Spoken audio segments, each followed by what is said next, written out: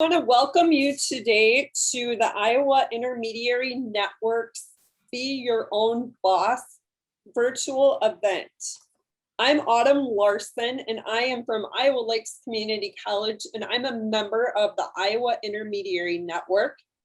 I'm here today with Nate Miller as the co-host, and he is from Indian Hills Community College and also a member of the Iowa Intermediary Network.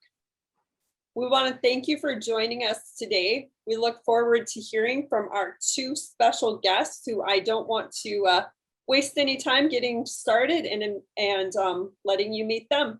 So why don't we start out with Macy introducing herself.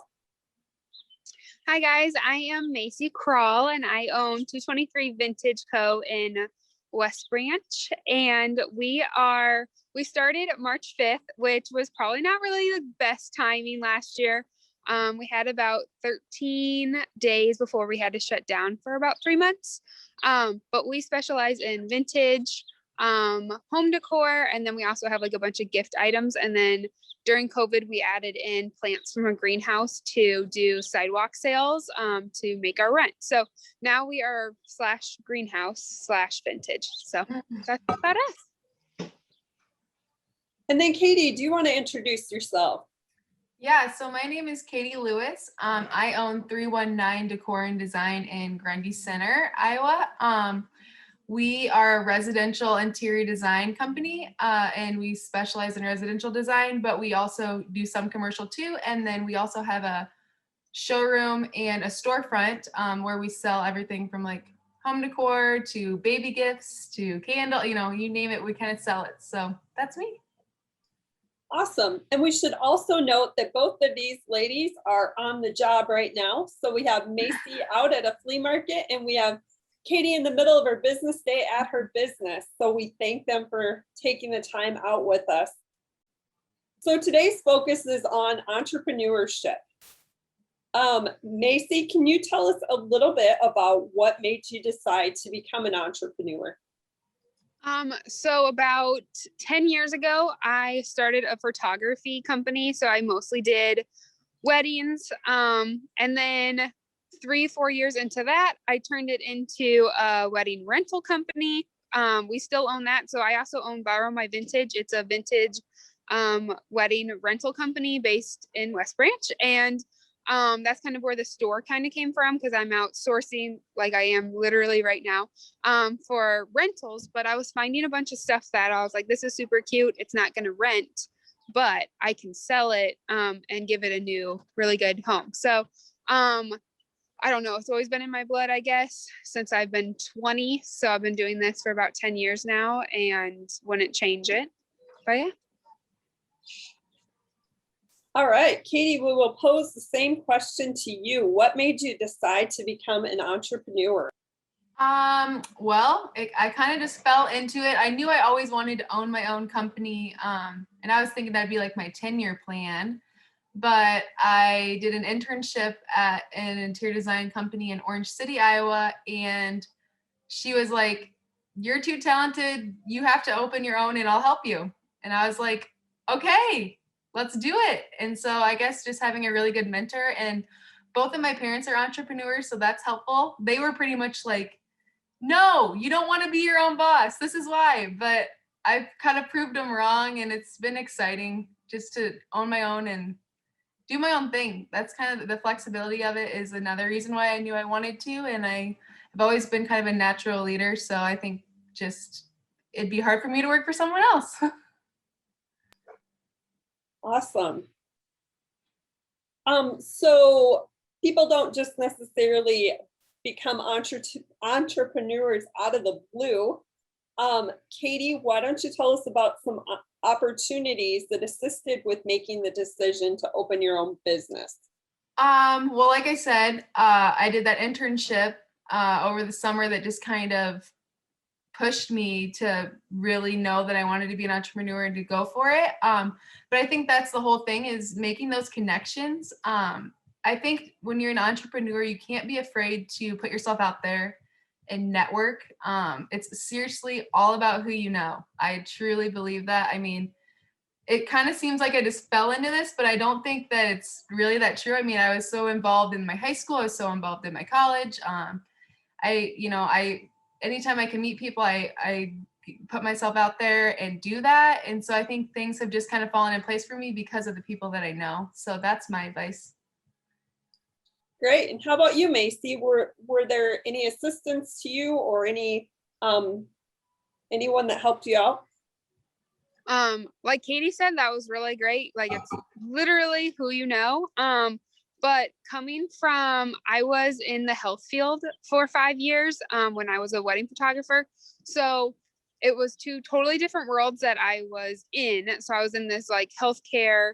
I was not my own boss, and I was working for a ton of people at the University of Iowa, and then doing weddings on the side. And actually, a bunch of those nurses they're my best friends, and they were the ones that pushed me and said that your talents need to go elsewhere, and you need to do what you need to do right now, and then you can always come back to nursing. But they helped. My family they're not entrepreneurs, but they pushed me to also be my own boss. And now I employ my whole family. My brother is my full-time warehouse manager at Bar My Vintage, and my sister is actually working the store today, and she does all of my office work for both businesses and works the store on the weekends when I can't. So just kind of everyone you know, and it just helped from going from wedding business to opening a store because I had all those connections already happening, and so it made opening the store a lot easier for me.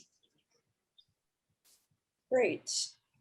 So what were some of the steps that you had to take before you opened a business? Was there anything on the business side or the networking side that you had to do before you were able to open your doors? And let's send that question to Katie first.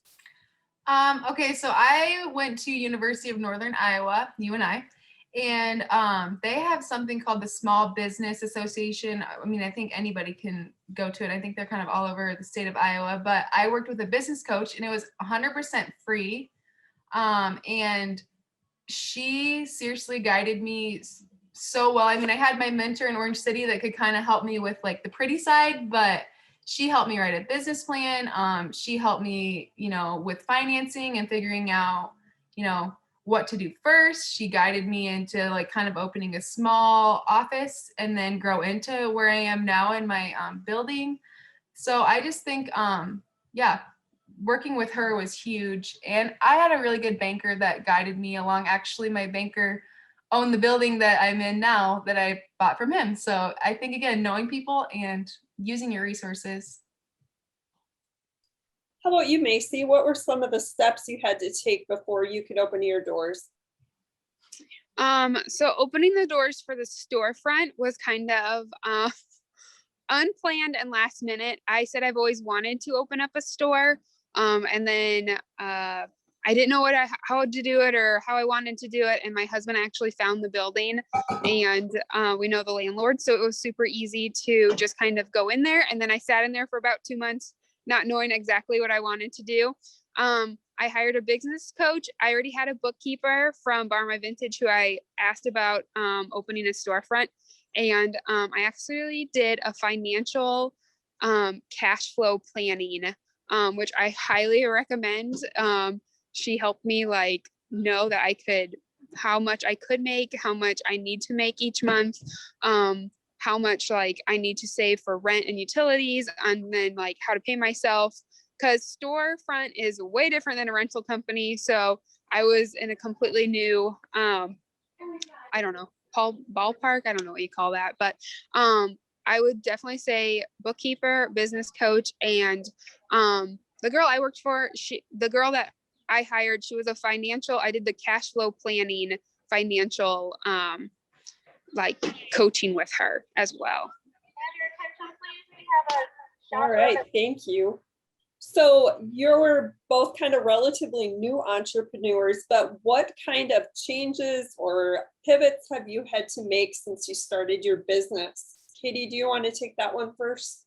Yeah, I would say, opening a storefront too, I just didn't know what to expect. And I think I've just changed my inventory with customers' wants and needs Not too much, because I think you still have to stay in your own lane of like what you're passionate about. But like bringing baby into my store. Did I ever think I was going to have baby items? No, but that's one of my top sellers. And it sounds weird in an interior design store, but I think sometimes you just have to listen to your customers. And obviously, people that want interior design and want neat homes also want neat children's gifts because they have kids.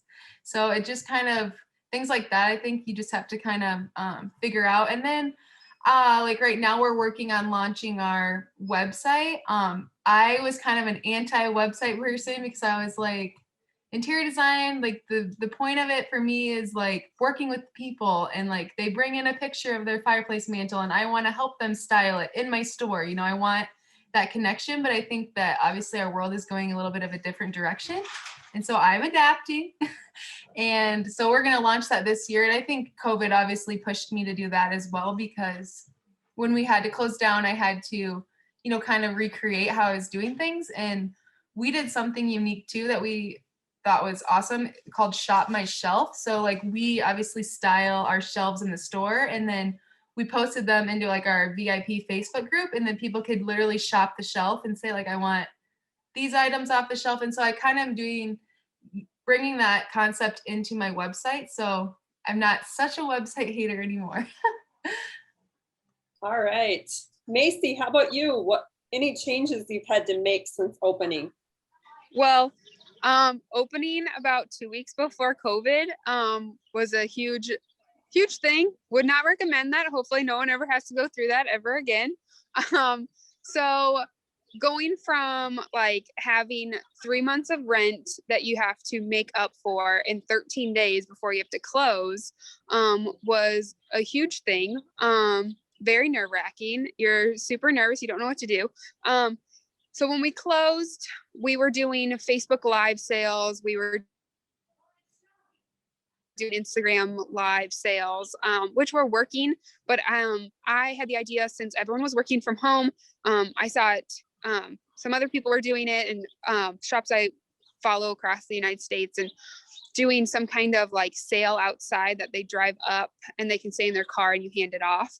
And I didn't want to do vintage home decor, but I wanted to do something else. And since people are working from home and having their new office, and people were buying desks and decor for their new home office, plants skyrocketed for sales. So like greenhouses they can't keep up on the demand for houseplants. So that is when we kind of brought in the houseplants, and we were doing just like regular, normal, easy plants. And we were selling them like hotcakes, and they were just flying off our shelves. And we were just standing outside with tables during the day, and people would drive up and buy a plant. And that is how we made our rent for about 4 months.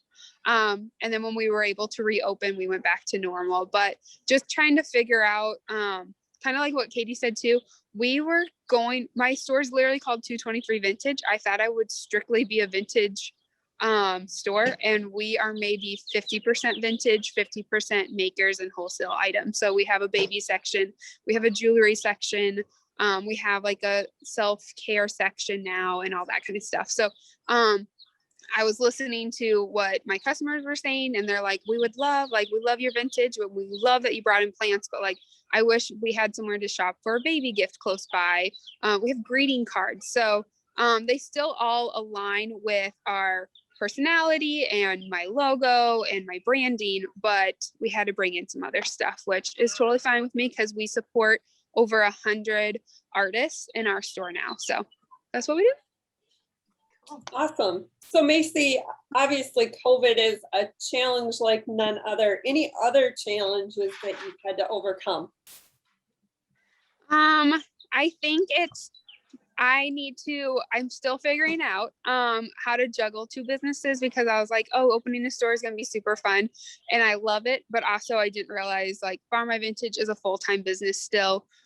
Wedding season literally starts on tomorrow. So I'm trying to pivot and trying to figure out how I can run both businesses at the same time. And that's going to be by like hiring help, having my sister work for me more. My parents are great, and I'm going to hire them this summer as well. And then we did hire like 2 delivery staff people for Farm My Vintage. So we're figuring it out.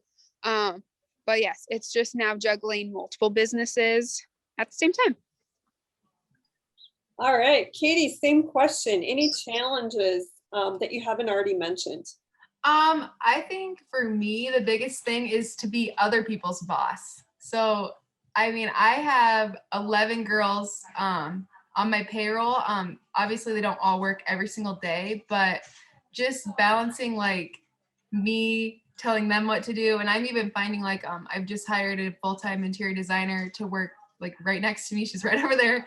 And it's like just, meeting her needs and figuring out, what a professional job looks like and how to be a professional myself. I think that's been huge for me and a little bit of a struggle. But again, I have a great business coach that I've been working with, and that's like through we're a Main Street community, and so it was just opportunity through that that I got this free coaching, and so I literally meet with him almost once a week.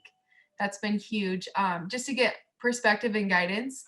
And then two, I'd say, what else was I? Oh, to echo what she said, I opened a second location kind of during COVID and everything in Marshalltown, and just figuring out like product selection in a different town. It's so crazy. They're only like 40 minutes from us, but the product mix and what people want there is so different than what they want here. So just kind of figuring that out and balancing. You think you have it all figured out in your one store, and then you try to expand or do something different, and it's not apples to apples everywhere. So yeah, just figuring all that out. Interesting. Macy, why don't you tell us about some skills? If someone were to become an entrepreneur, what are some skills that would be important? You have to be able to stand up for yourself and stand up for your business. I think that's a huge thing. You're going to get those people that come into your store that make you really sad because they just walk right out and it's not their taste, and that's okay. But you also have to you have to have I don't know, a little hard shell, because you're not going to be everyone's cup of tea. There's going to be other stores just like you. And there's going to be people that love your business, and then there's going to be some people that aren't interested. But there's people aren't interested in vintage, mid-century stuff. So learning how to have that hard shell and not get your feelings hurt, because I get very emotional when people say, I don't know, that don't like the store. They walk in, walk right out, and it just you're like, oh, bummer. But then you have those people that are your cheerleaders, and they're always posting on your Instagram, and they're commenting and they're liking. They come in weekly and shop. They bring in their friends. So having to be your own boss is my whole thing. Is you have to be able to say no. You have to be able to stand up for yourself and your business. You have to be able to make sure you can do it on your own. It's great to have a support system, but they're not always going to be there. This is your baby, and it's not everyone's baby. It's not your family's baby. My husband he helps when he can, but he has a full-time job. So, just kind of figuring that out. What else? But I think that's it. Those are my big ones, is you have to stand up for yourself most of the time. Katie, any other skills that you would see as being important as an entrepreneur? I think a big skill as being an entrepreneur is you need to be good at time management. So I feel like this naturally came to me because I was always involved in sports, 4-sport athlete. I was always doing club. After I was done with my sport, I was always working. I kept myself busy, and that's what I was used to. So I think being my own boss, it's hard for me to not be here from 8:30 to 5 because I'm so dedicated and committed to my passion, just like I was with sports and everything else in life. So I think if you are doing something you're passionate about, just knowing that managing your time needs to be super important. You really can't be somebody that puts work off, or somebody that isn't self-motivated, because you have to be self-motivated. Like she said, it's your baby. You're taking care of your own life. It's your whole life savings. It's everything put into, what you're doing every day. So I think that's a big one. And I think too, like she said, you have to be able to take hardships and make, see the sunny side of everything. people are going to try and spill your cup every day. So it's like, just keep yourself full and find really good people that believe in what you're doing, because I feel like every time I want to quit, I have 10 people telling me why I shouldn't. So there's going to be a lot of hard things that come up in your business, but just having that hard shell, like she said, and being tough, I think is the biggest thing. And again, if you're passionate about it, it's not going to fail. Like, you're going to make it work. Just like when we had to close down, you know, she did the drive up sales. I kind of did the same thing with my shop the shelf, and then let them drive up, and I brought it right out to them. Like, I wasn't going to quit. Like, I knew this is my life and this is what I want to do, and I'm passionate about it. All right, fantastic. You had mentioned being a part of a Main Street Iowa. Can you tell us a little bit about what that is and how they're supportive of business?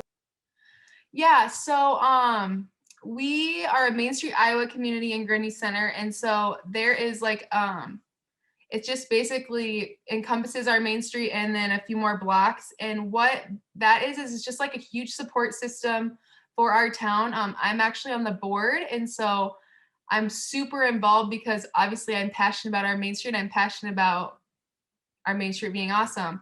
But just the things, there's so many tools that you can get from them. Like I said, I have a business coach. They do design work, like things that obviously that I can do, but maybe I need help with. They can help you with, whatever, you name it, you can call them and ask them. And that is just huge. I think if you were going to start a business somewhere, I think starting a business in a community that is a Main Street destination is huge, because you're gonna the grants and things available are, and I think she would echo the same thing. I'm pretty sure her town is a Main Street community as well, Macy's. So yeah, we're part of one too. yeah, yep. All right, fantastic. At this point, I am going to turn it over to Nate, and he's going to share a cool video with you. If anybody has questions, you can put them in the Q&A box at the bottom. So I will turn it over to Nate. He's got some links and also a video. Yeah, absolutely. Thank you, Autumn. So real quick, we've got a video for Macy in 223 Vintage. So I'm going to go ahead and bring that up here. Share my screen.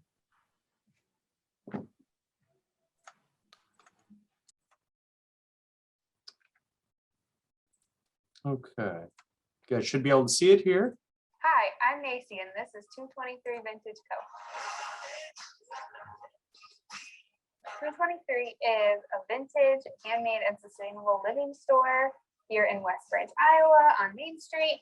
We specialize in vintage furniture and housewares, so things I source and bring them in. We also have a lot of handmade things from local makers and makers all over the United States. A lot of my friends, and so like examples are like play earrings, art prints. There are a lot of things, candles, mugs, dog treats, all that kind of stuff. And then sustainable living stuff, which is like reusable bags, produce bags, market bags, beeswax wraps, and like metal straws. If you're looking for trendy vintage home decor, follow us on Instagram, stop by the store. I hope to see you soon.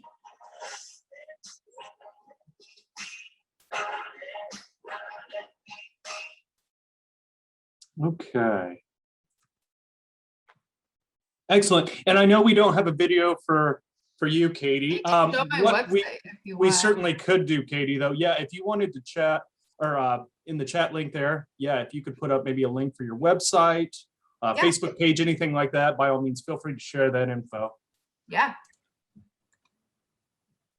And it looks like Stacy Asher actually has a question here. She's put in the chat box. So, and she's asking, what advice do you have for students now? Meaning, what should they be doing to prepare themselves? Want me to go? Yeah, go ahead. I would say, so obviously interior design is my passion and that's what I got my degree in, but I also got a minor in marketing. So that forced me to do the business school at UNI. And if I wouldn't have done that, the knowledge I got from college just naturally made opening my business so much easier. I think the questions, like I have people come in all the time asking me like, how did you do this? What do you need to do? And it's like, I had all those tools already because I had to take all those classes. So I think if you know you want to be an entrepreneur, be taking those classes, force yourself, even if you don't love economics, you don't love, it's not your passion, but it's a part of owning a business. That ugly side of owning a business, I guess I'd say, is so important to know. So I'd say that's my biggest advice is take every class, watch every webinar, read every blog. It's helpful. Awesome, thank you. And I don't see any other questions there in the chat box, so yeah, anything else you'd like to add, Autumn? No, we just want to thank you so much for joining us today. If you are interested in becoming an entrepreneur or learning about what it takes, contact your regional intermediary to set up a job shadow. Otherwise, we just thank you today. We thank you to Katie. We thank you to Macy that you were able to join us. I think it was really informative. I can't wait if I'm traveling down in your areas to pop into your stores. So we want to thank you. Yeah, thanks for having me. Thank you. Awesome, thank you, guys. Have a good one.